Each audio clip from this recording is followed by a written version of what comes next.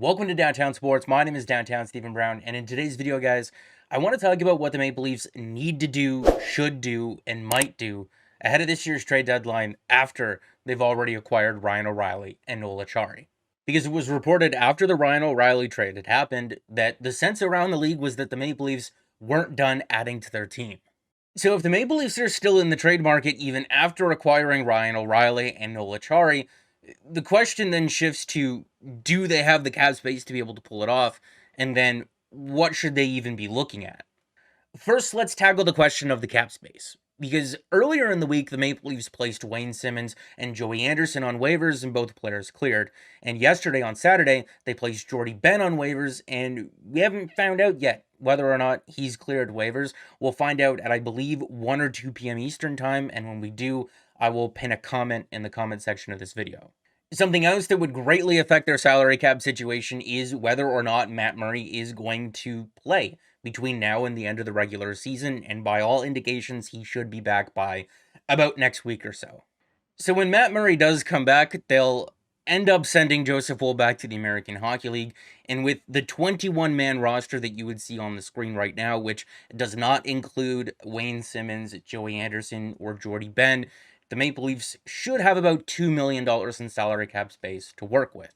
But then when you factor in the possibility of getting salary retention, you could take that $2 million and double it to over $4 million. If you're getting a third-party team involved, like they did in the Ryan O'Reilly deal, you can get up to 75% of a player's salary retained. The Maple Leafs could acquire somebody making almost $8 million on an expiring deal. So now that we've sorted out that the Maple Leafs can get access to enough cap space to improve this roster, the question then shifts to, okay, what position should they be looking at, and then what specific players? Well, from at least what Elliot Friedman is saying anyway, it sounds like the Maple Leafs are in the market for another defenseman. So let's talk about that. Now, there's a lot of numbers on the screen right now, but basically, I just wanted to highlight Justin Holl and Connor Timmins and Morgan Rielly as well, but I wanted to throw some facts in there along with the numbers just to contextualize some stuff here.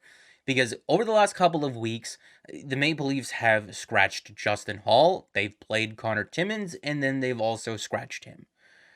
And I'm not going to get into the debate over Justin Holl again because we've talked about him a number of times now. It really does just feel like every month or so, or every 3 weeks, you got to hit the reset button on this guy, um, because he'll just have the worst game that you've ever seen.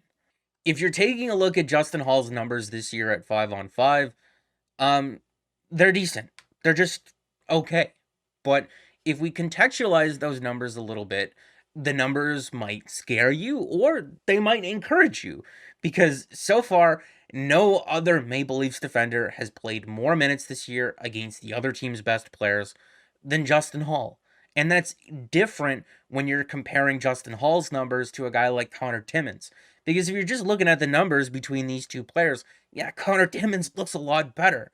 But Connor Timmins plays mostly on the third pair in a sheltered offensive role, and no regular Maple Leafs defender plays more defensive zone starts than Justin Holl does. So if you contextualize these numbers a little bit here, the Maple Leafs are tying or slightly winning Justin Holl's minutes up against some of the best players in the NHL this year, and he's doing that in a defensive role for them. But at the same time, it really does feel like he's capable of playing the worst game that you've ever seen, and that's a problem because in the playoffs, you could only get 7 games, and if he messes up one of them, that could be the difference maker. Like I said, the numbers can leave you feeling encouraged, knowing that they're either just tying or slightly winning those minutes in a defensive role against the other team's best players, or they could scare the crap out of you because his brain can just shut off all of a sudden, and he can have the worst game that you've ever seen him play in his life. And it might make you feel a bit better to know that over his last 15 games at 5-on-5, so going back to about the middle of January or so, Morgan Rielly has looked a lot more like the player that we've come to know over the past couple of years. Yeah, he still does have his defensive miscues, but when looking at his play and the numbers, he more than justifies or makes up for it, because In those 15 games at 5-on-5, the Maple Leafs are controlling the actual goals for and against 14-8.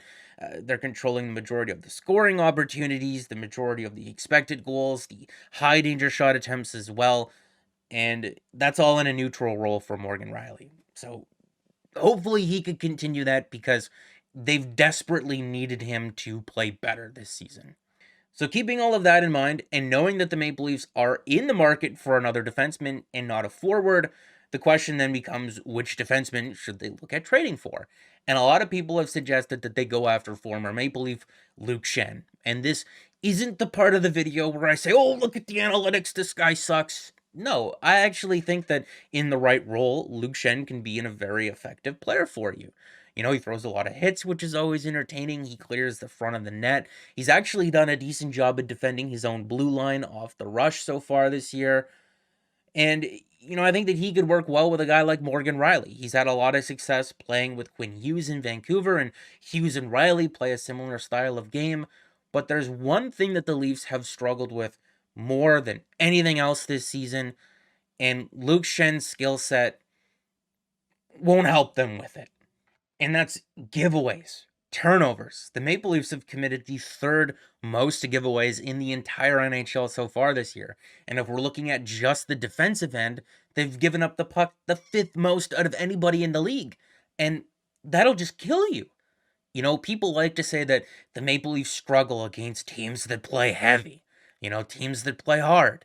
And is that because, you know, they can't throw as many hits as those teams, or because the teams that play heavy and the teams that play hard have really good forechecks?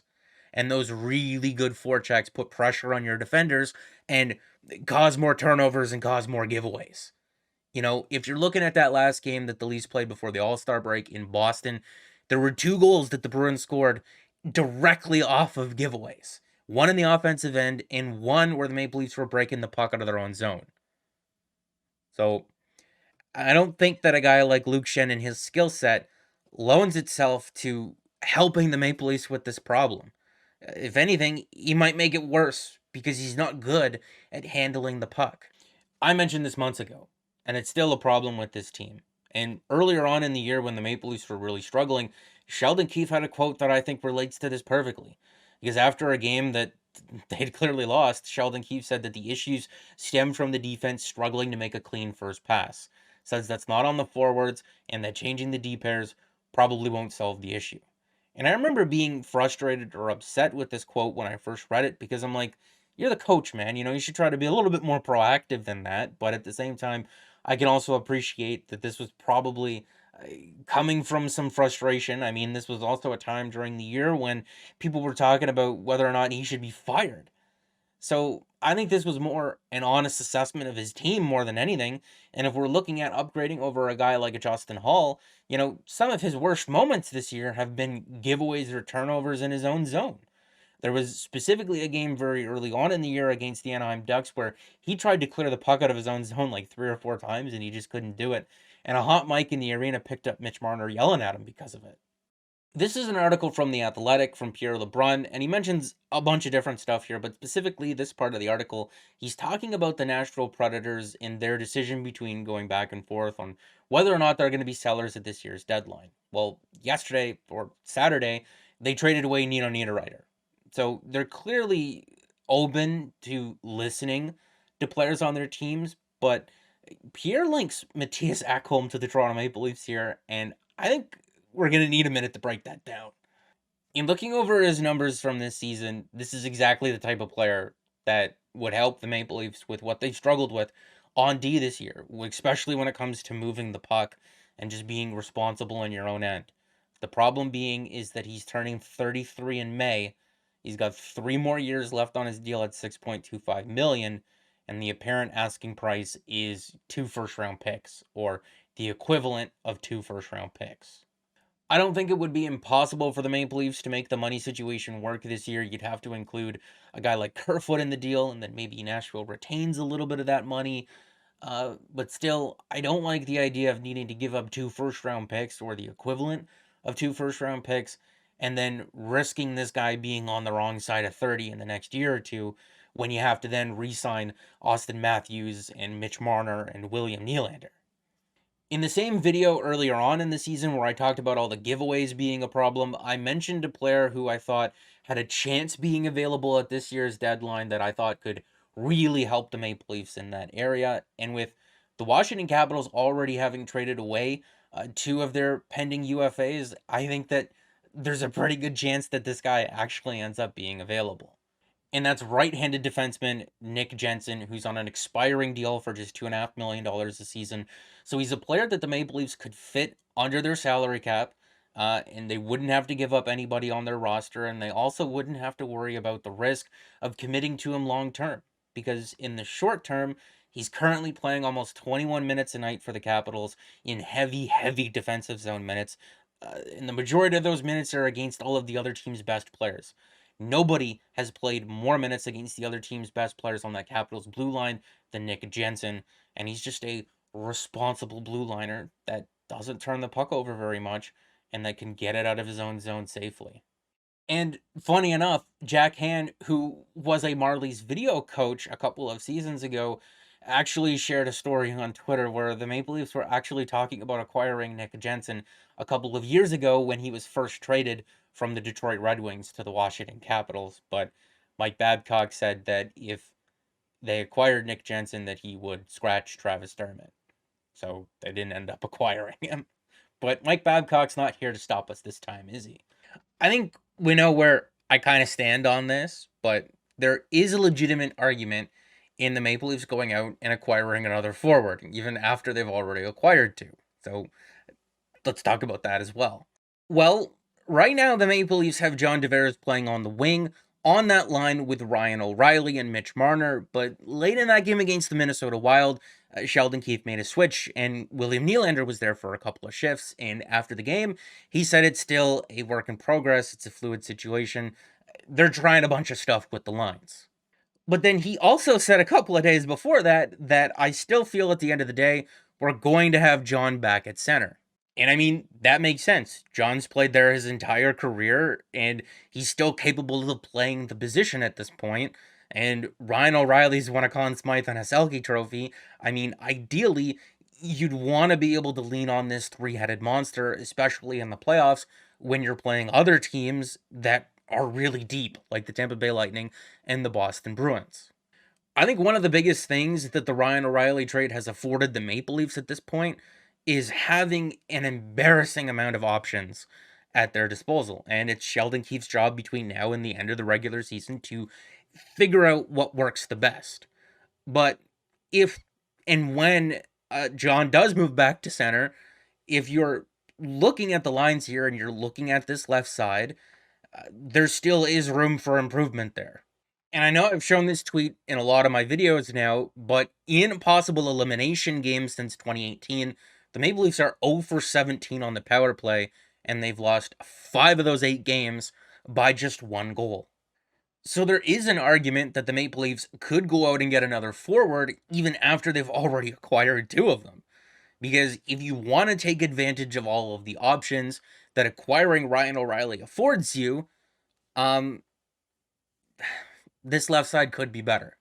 And this is where we could have a conversation about Matthew Knies and maybe what our expectations are for him. He had another 2 points, a goal, and an assist tonight, so he's up to 39 points and 21 goals in 34 games.